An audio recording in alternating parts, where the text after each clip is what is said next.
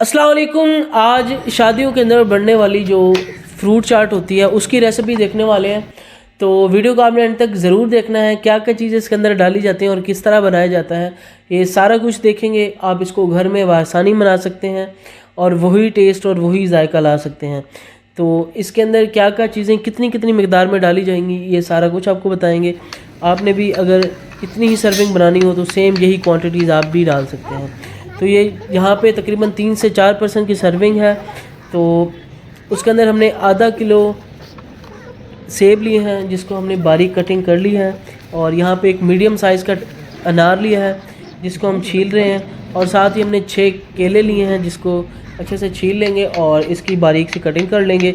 यहाँ पे हम अनार के सारे दाने निकाल लेंगे। फ्रूट सारे हमारे निकल चुके हैं और कुछ जो कटने वाले हैं वो कट चुके हैं। तो अब एक बॉल के अंदर इनको शिफ्ट करेंगे।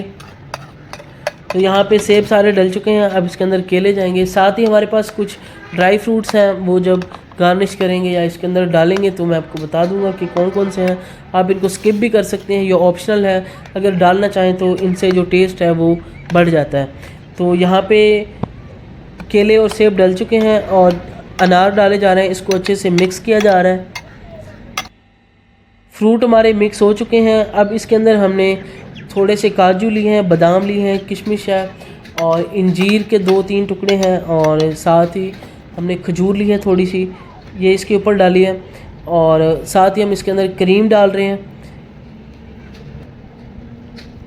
इस सारे मिक्सचर के अंदर तकरीबन आधा पैकेट मैंने क्रीम का लगाया है, और ये 1 पाव वाली मायोनीज़ थी तो इसका तकरीबन 1/4 हिस्सा जो मैंने मायोनीज़ का डाला है।